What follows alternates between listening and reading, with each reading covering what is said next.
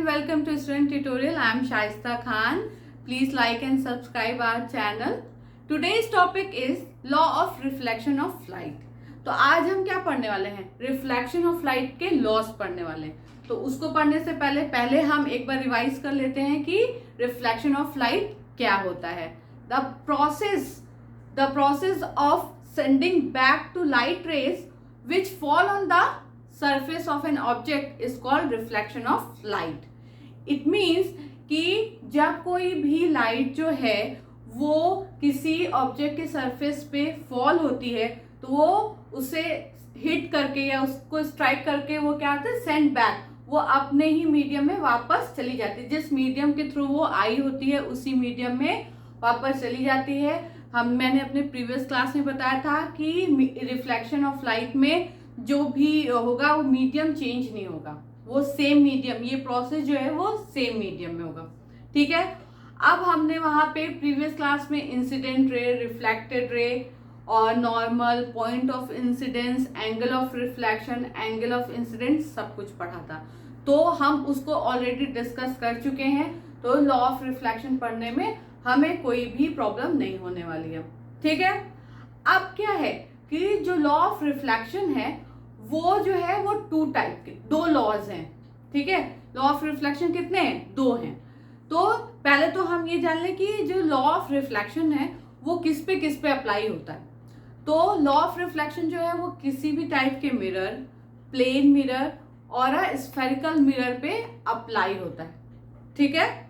ये ध्यान रखिएगा कि जो लॉ ऑफ रिफ्रैक्शन है वो जो है वो हर तरह के काइंड ऑफ जो मिरर होते हैं उस पे, प्लेन मिरर और स्फेरिकल मिरर पे अप्लाई होगा. ठीक है.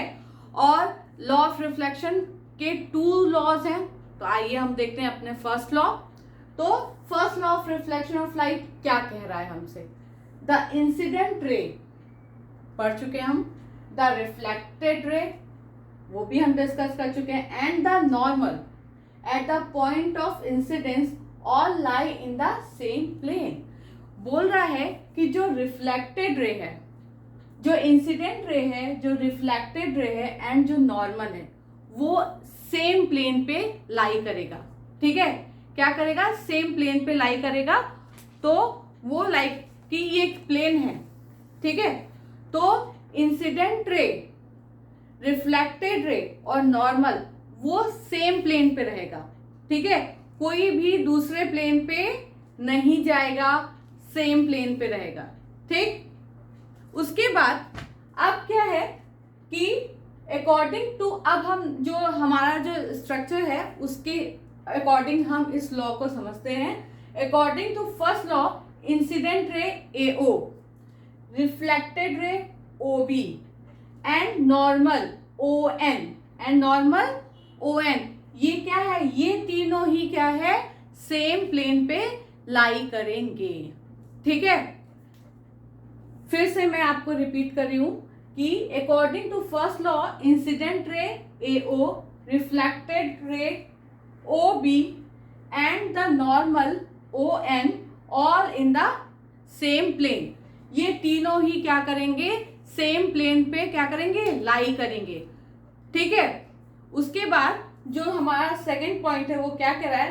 They are neither coming out of the paper nor going down into the paper.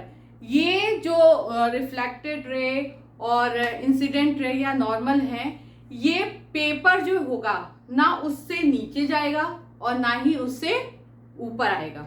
ठीक है. वो उस पेपर पे ही लाई करेगा. प्लेन हो या पेपर हो, वो उसी प्लेन पे लाई करेगा.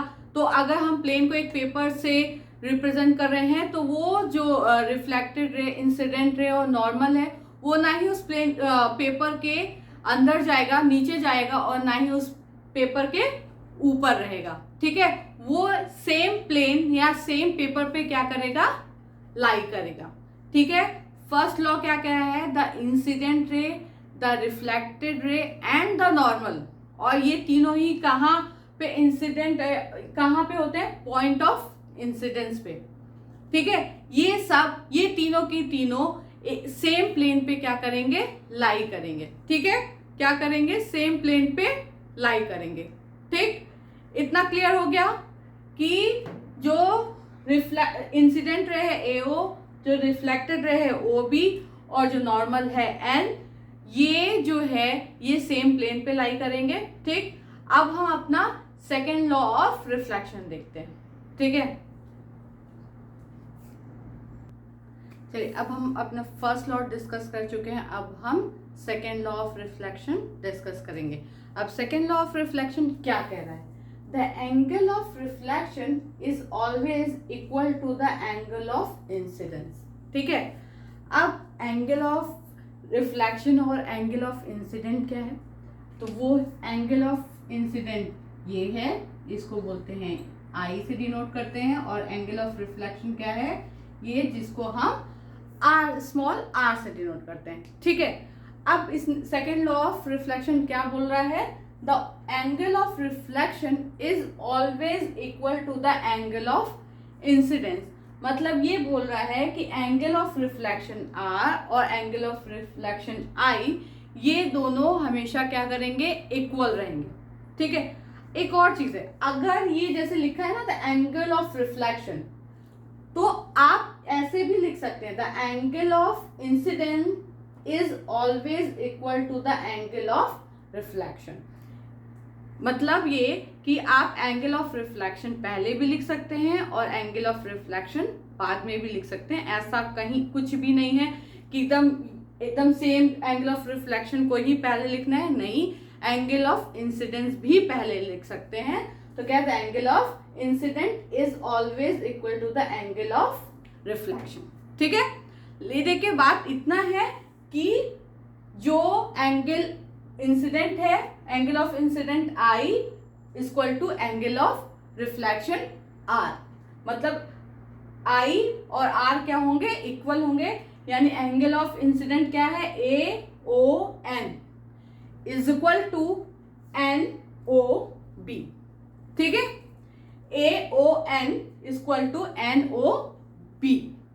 ठीक है, कि सेकेंड लॉ ऑफ रिफ्लेक्शन क्या कह रहा है कि जो एंगल ऑफ रिफ्लेक्शन है या एंगल ऑफ इंसिडेंट है वो इक्वल टू किसके होगा? एंगल ऑफ इंसिडेंट या एंगल ऑफ रिफ्लेक्शन के। ठीक है, ठीक। अब इसके कुछ केसेस भी हैं। अगर क्या है कि अगर व्हेन एंगल ऑफ जो इंसिडेंट है वो 60 हो, तो एंगल ऑफ रिफ्लेक्शन क्या होगा? तो अभी हमने बात की कि angle of incident equal to angle of reflection, तो जितना एंगल ऑफ इंसिडेंट है उतना ही क्या होगा? एंगल ऑफ रिफ्लेक्शन भी होगा। अगर ये यहाँ पे 60 यहाँ पे दिया ना कि 60 का एंगल बना रहा है, तो एंगल ऑफ रिफ्लेक्शन भी कितना बनाएगा? 60 का ही एंगल बना के वो सेंड बैक रिटर्न हो जाएगा। ठीक है, अगर कोई भी रेज जो है 60 डिग्री के एंगल पे जो है वो इंसिडेंट हो रही है, तो वो आफ्टर रिफ्लेक्शन जो है वो 60 डिग्री का ही एंगल बनाएगी। किससे? नॉर्मल से। ठीक है, किससे बनाएगी? With normal. ठीक, ये हो गया। अब यहाँ पे 30 भी हो सकता है, 45 भी, 15 जितना भी हो, तो उतना एंगल ऑफ रिफ्लेक्शन भी होगा। इंसिडेंट जो एंगल ऑफ इंसिडेंट है उसकी वैल्यू जितनी भी हो वो इक्वल होगी एंगल ऑफ रिफ्लेक्शन के। ठीक है, सेम वैल्यू होगी। अब अगर ऐसा हो कि जो हमारा दूसरा केस है वो क्या कह रहा है? When I equal to 0 then R क्या होगा? अब I इक्वल टू 0 है तो according to second law of reflection R भी 0 ही होगा, लेकिन उसको हम शो कैसे करेंगे? उसको हम ऐसे शो करेंगे।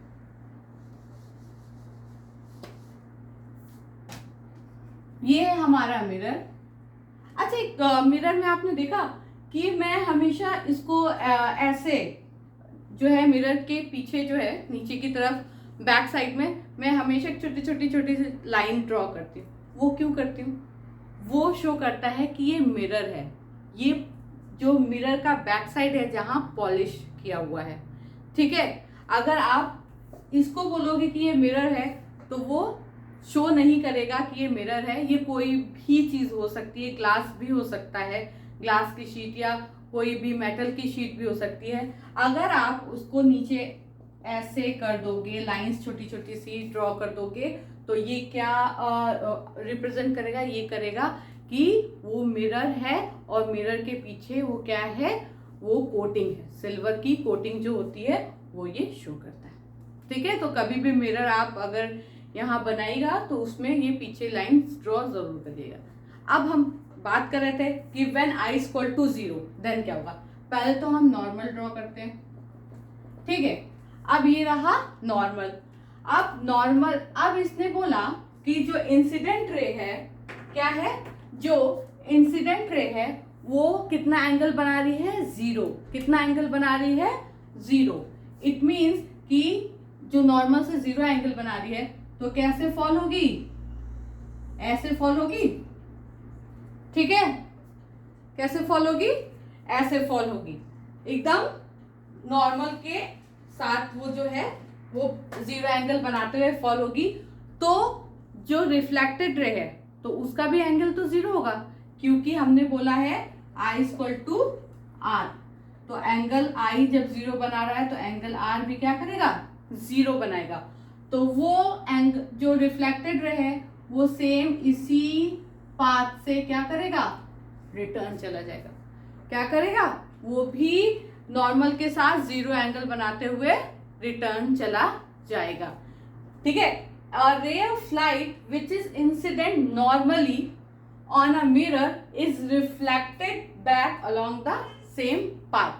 जो इंसिडेंट रे है वो नॉर्मली जो फॉल हो रही है, तो आफ्टर रिफ्लेक्शन जो रिफ्लेक्टेड रे है वो क्या हुई, वो सेम पाथ के अलोंग जो है वो रिटर्न हो जाएगी, रिफ्लेक्ट हो जाएगी, ठीक है।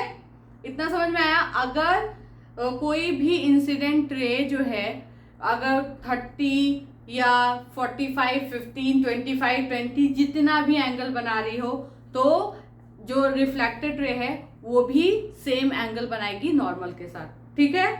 अब यहाँ पे क्या है कि यहाँ पे जो इंसिडेंट रे है वो 0 एंगल बना रही है, तो वो क्या है कि वो नॉर्मल के साथ अगर 0 एंगल बनाए तो वो तो नॉर्मल के अकॉर्डिंग टू नॉर्मल एकदम साथ में वो क्या होगी, इंसिडेंट होगी, और आफ्टर रिफ्लेक्शन जो है वो सेम पाथ से रिटर्न हो जाएगी। तो अगर आप इसको देखोगे तो ये क्या है, ये परपेंडिकुलर है किसके, ऑब्जेक्ट के सरफेस के क्या है, परपेंडिकुलर हो जाएगी।